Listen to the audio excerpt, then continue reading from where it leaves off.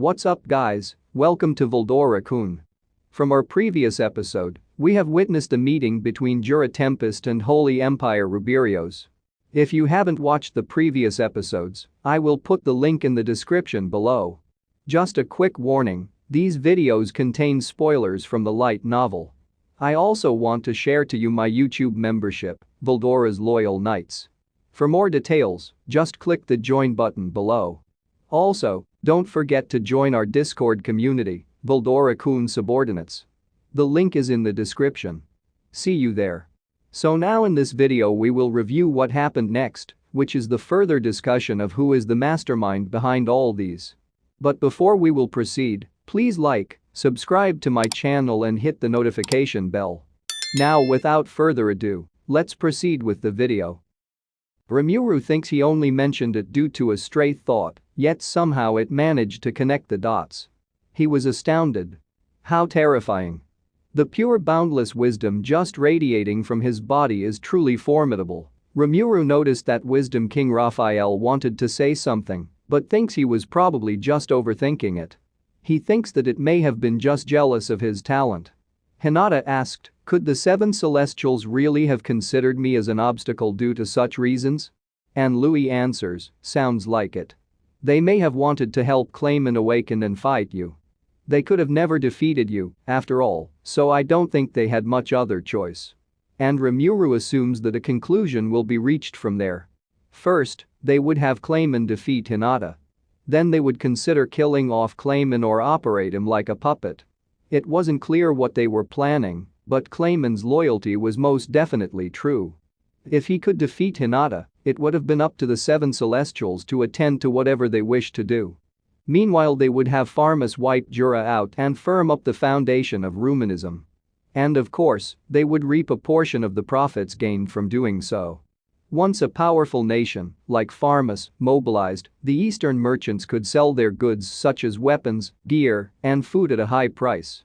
Plus, more than anything else, the seven celestials would be back on Rumina's good side. It definitely wasn't good to draw conclusions like this, but it was certainly one worthy of consideration. Hinata tries to connect the dots, so you think they pitted me against you in hopes I'd be defeated?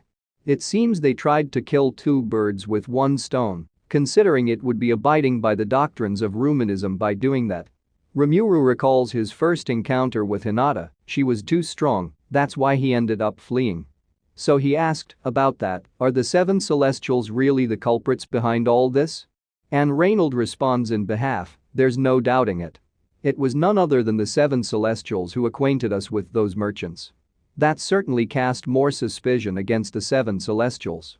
Since heroes recommended them, nobody suspected a thing, which is why everyone danced along to their tune. Rimuru didn't think that the celestials would thought it out all the way like that when he fought Hinata for the first time. But for the second? They definitely wanted Rimuru to eliminate Hinata. It was quite troubling to deal with people that cunning, but there shouldn't be any worries now that they'd all been eliminated. But Rimuru realized something and asked, but hang on. If they are called seven celestials, wouldn't it mean there are seven people in total? Isn't one of them still left? Hinata seemed pretty at ease as far as the celestials are concerned. Rimuru thinks it's still not over. Whoever the final survivor had to be related to this whole incident. He couldn't help but panic. Hinata replies, you don't have to worry about that. Nicholas, who remained at the home nation, contacted me to say that the final one had also been eradicated. He also mentioned that he had found out that the crystal ball with your message was tampered with. That was enough evidence to execute him. A thin smile accompanied Hinata's words. Even though Rimuru was just watching from the side, her expression was quite frightening. She radiated the air of a beauty who was contemplating something devious. The sight of this beautiful woman talking about such sinister conspiracies was probably one reason it was easy to get the wrong idea about her. But anyway, Rimuru asked, hold on a second. Who exactly is this last person? This was just Rimuru's guess, but he thinks that it may be that master of Sun Gran who was apparently stronger than Clayman. If that was true, this man called Nicholas was not to be underestimated either. Hinata responded, I was told it was master of Sun Gran, the head of the seven celestials. He almost never took the initiative on anything by himself, so it made sense he was the last one left. And Ruminas was surprised, really? He actually managed to beat that Granbell. That cardinal was infatuated to you, wasn't he? What method did he use? And Louis answers, it's nothing to brag about, but he seemed to have prepared disintegration beforehand. And it was enough of a surprise move to do him in. And Ruminas said with a gentle sigh, I see how it was. Granbell must have aged terribly if he fell for a trap like that. For Rimuru, it seemed that he would need to add a new entry to his mental list of people to watch out for. It might have been a surprise move, but he couldn't let his guard down. He may have been an exception, but disintegration was very dangerous to most other people. Cardinal Nicholas, he'll take note of that name. Hinata then asked, about that, Ruminas-sama, the Granbell you just mentioned, is it referring to the master of Sun Gran? The name Granbell must have been foreign to her. Ruminas replied, indeed. His real name is Granbell. He was once the chosen hero of light and had even fought against me. Rimuru thinks something is off and feels like Ruminas was showing an act. Hinata had her concerns, but cannot express it fully, I see. I couldn't have guessed, but he used to be very strong enough to stand against me. Hinata admitted and Ruminas confirmed, that's true. Since people who become chosen heroes will be bound by causality. Perhaps he resented me, somewhere deep in his heart. It was all clear to Rimuru now. Just like Milam mentioned, chosen heroes and demon lords both couldn't escape the effect of causality. Granbell only pledged allegiance to her because demon lord Ruminas defeated him. But perhaps he had a lot of other emotions bottled away. Even though he was able to mentor many heroic and legendary figures, he couldn't escape the cycle of causality. He was so powerful and so wise he was able to mentor many heroic and legendary figures. He became so powerful and the only thing he was afraid of was losing his power, which eventually of course, he did. It's ironic he could save others, but not himself. These however were just Rimuru's guesses. So he concluded, anyway, we can finally be reassured now. Demon Lord Clayman, Pharma's kingdom, the seven celestials, all of the troublemakers have been taken care of. And they all nodded together and Rigard laughed, that's one thing resolved now. And Rimuru spoke as well, haha, that's true. We had to deal with a lot of dangerous foes, but at this point, most of the problems are safely behind us. However, it would spell trouble for us if there's still someone out there furtively plotting against us. Had we not discovered the existence of those scheming merchants, I would have suspected the person responsible for all this to be Yuki. Yuki was pretty suspicious. He knew that Rimuru headed to Ingratia Kingdom and had connections with Hinata as well, so he was a prime suspect. Rimuru felt bad about it and couldn't take him off the list. Reynold asked, Yuki? Are you referring to the head of Freedom Association, Yuki Kagurazaka? Rimuru nodded and replied with yeah. Rimuru thinks that it's figurable, if you thought about it calmly. Yuki may have been the most suspicious based on the circumstances, but Yuki had nothing to gain from Rimuru and Hinata fighting. Since there was no motive, Rimuru assumes it didn't make sense to consider Yuki as the mastermind pulling the strings. Wisdom King Raphael seemed silent with Rimuru's conclusion and not happy about it. In other words, Rimuru could interpret it as someone intentionally framing Yuki. And thinks it was an elaborate trap set to make him suspect Yuki.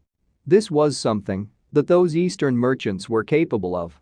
They even had a hand in arranging conflicts at different locations. He assumes that, if the seven celestials were the masterminds, it made sense why the merchants did it. Hinata claimed, Yuki being the mastermind. It's definitely not him, actually, I can't really say that. And Rimuru asked, hold on, are you suspecting your fellow countrymen? And Hinata replies, I'm just considering all the possibilities. For that matter, it may be a little early to assume the real mastermind is gone. After all, we still don't have a clue about the people who defeated Roy, not even their motive.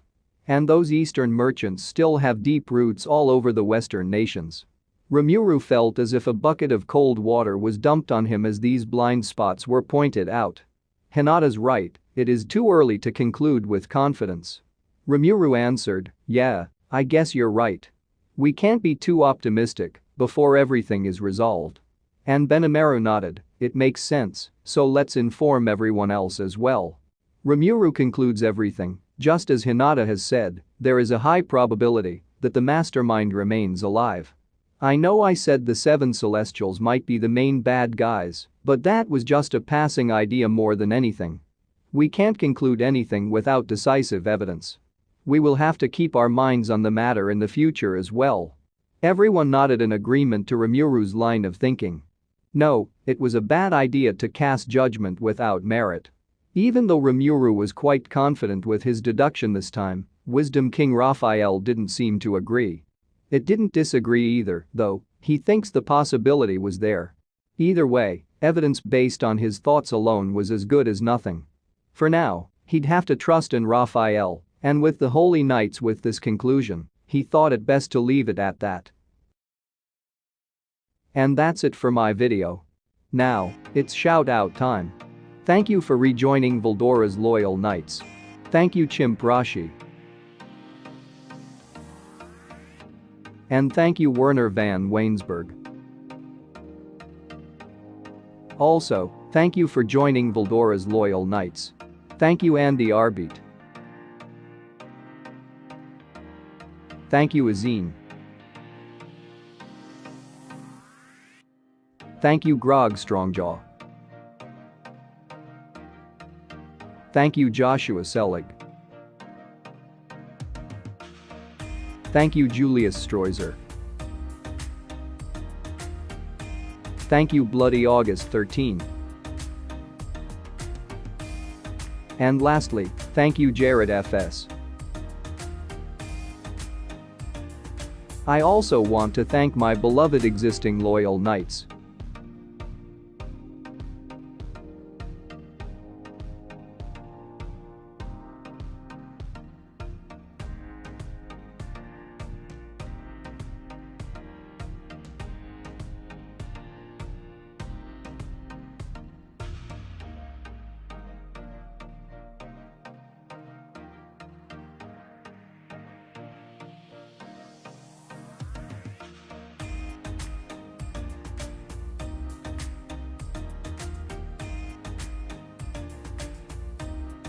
Next, I want to give a shout out to my Discord boosters.